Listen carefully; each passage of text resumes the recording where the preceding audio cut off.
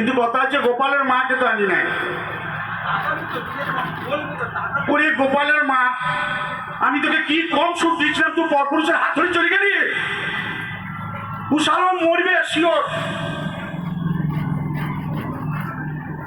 জানেন তো, যখন অভিনয় করতে আসলাম তখন সবাই বললো অভিনয় করা এত সহজ জিনিস নয়।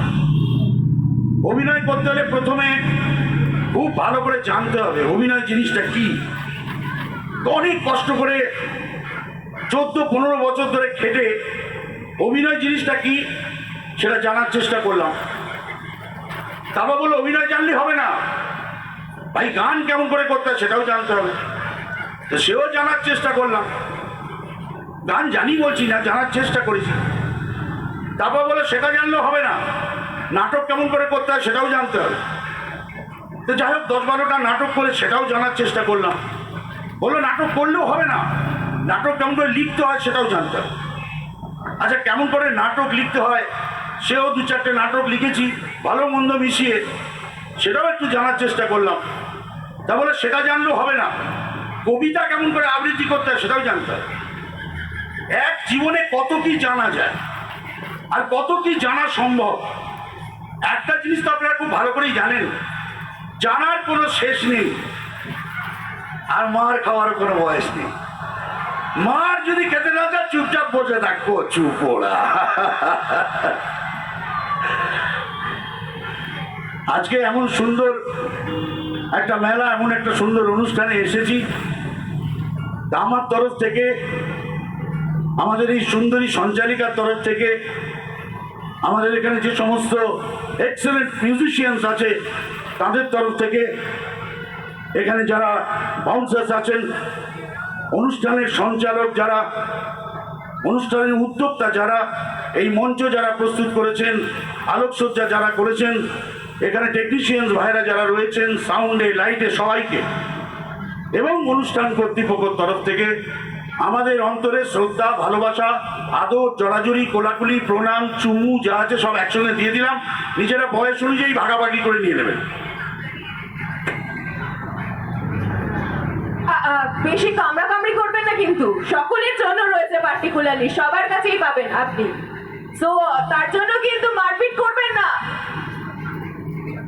আজকে যাদের জন্যে আজকে আমি আপনাদের সামনে এসেছি, আমি গ্রামের ছেলে, মনে অনেক সাহস নিয়ে, ইচ্ছে নিয়ে কলকাতা শহরে এসেছিলাম অভিনয় করে আপনাদের আনন্দ দেব।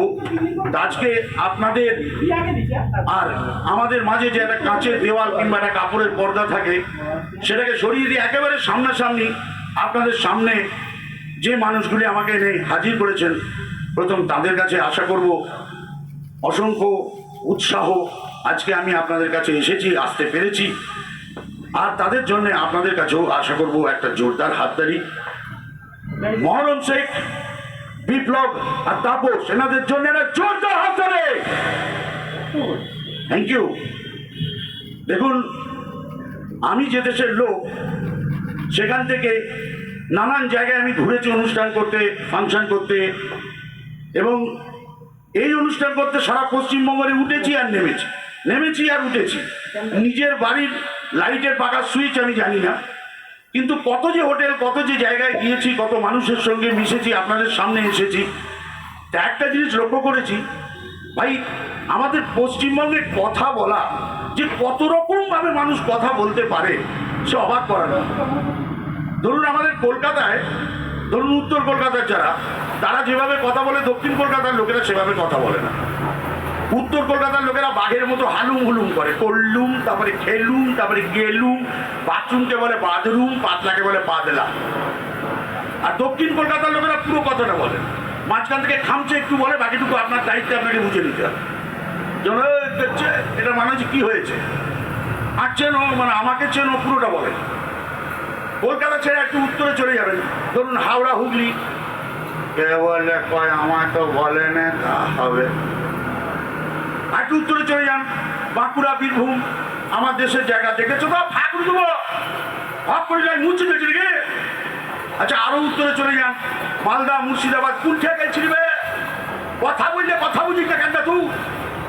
আচ্ছা, আরো উত্তরে চলে যান, শিলিগুড়ি, জলপাইগুড়ি, ঠিক আছে, ফরাজ দাইছে দেহ কোনো উল্টা পুল্টা না হয় এটা খেয়াল রাখবা। একেবারে দক্ষিণে ক্যানিং, সুন্দরবন, সে আমার সঙ্গে কথা বলতেছো না, কথা সন্দেহে কথা বলবে বাবা, যার সঙ্গে বলতেছো তার সঙ্গে বলবে, আমার সঙ্গে বলবে নি শোভো।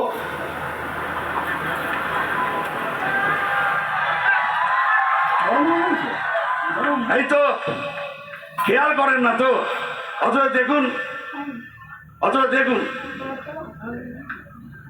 এই এই এই হয় এরকম কত কত জায়গায় কত রকম কথা বলি, কিন্তু বিবিধের মাঝে মিলন মহান। আমরা সবাই একসঙ্গে আছি, আনন্দ করি, হাসি গাই, দুঃখও পাই, কষ্টও পাই, আবার সেটাকে উদ্রো, সব মিলিয়ে আমরা বাঙালি। আজকে এমন সুন্দর একটা অনুষ্ঠানে এসেছি, আজকে আমার সত্যি খুব ভালো লাগছে।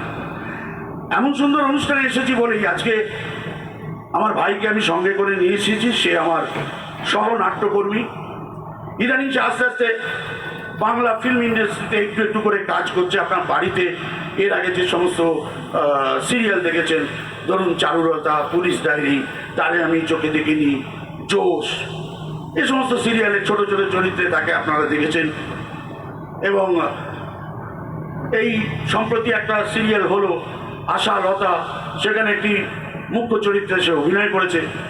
বেশ কিছু ছবিতেই তাকে আপনারা অভিনয় করতে দেখেছেন, অভিমান, প্রলয়, সোয়েটার, বেলা শেষে। এবং আপনাদের মনে করিয়ে দেওয়ার জন্যে বলি, ওই কিছুদিন আগে একটা ছবি এসেছিল, যে ছবিটায় খুব মজার একটা গান ছিল, এরকম কান নাচিয়ে নাচিয়ে, ঠিক তাই, না রে না, একদম বোঝে না, সে বোঝে না। সেই ছবিতে হিরোর বন্ধুর চরিত্রে তাকে আপনারা দেখেছেন। আজকে আমার সঙ্গে সে এসেছে, আমার সে ভাই। তো আপনাদের একটা জোরদার করতালির সঙ্গে মঞ্চে ডেকে দিচ্ছি ধীমান ভট্টাচার্যকে। ধীমান, একটু জোরে হাততালি হোক সবাই একসঙ্গে ধীমানদার জন্য।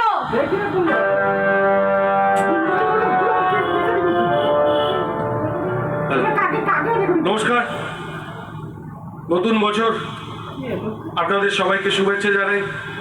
একটা দীর্ঘ খারাপ সময়ের পর আমরা ভালো সময়ের দিকে এগোচ্ছি। আপনারা আগামী দিনে ভালো থাকুন, সুস্থ থাকুন, আনন্দে থাকুন। আর এর আগে তো দাদা খুব ভালো গান গাইছিলেন, দাদাও এলো, বেশ খানিক্ষণ হয়ে গেছে। তো আসুন, আমি এসছি যখন দাদার সঙ্গে আপনাদের কাছে একটা মজার নাটিকা পরিবেশন করার চেষ্টা করি, যেটার নাম হচ্ছে আপ্যায়ন। দেখুন, সত্যি আপনাদের এমন সুন্দর আপ্যায়ন পেয়ে আমরা ধন্য, আমরা কৃতার্থ। ঈশ্বরের কাছে প্রার্থনা করি আপনারা ভালো থাকুন, সুস্থ থাকুন, হাসি মুখে থাকুন। তবে ধীমান যে আপ্যায়ন বা নিমন্ত্রণের কথা বলছে, ঈশ্বরের কাছে প্রার্থনা করি এরকম কোনো আপ্যায়ন জীবনে কখনো কোনোদিন যেন আপনাদের পেতে না হয়। শুরু করছি আপ্যায়ন। কিরা কেলো? কে রে? এই তো আমি মানি। ও মা, মালিক যে, কি খবর বল, কেমন আছিস? ভালো ভালো। হ্যাঁ। এই পথ দিয়ে যাচ্ছিলাম, ভাবলাম বন্ধু বলে কথা, কতদিন দেখা হয়নি, একটু দাঁড়িয়ে যাই।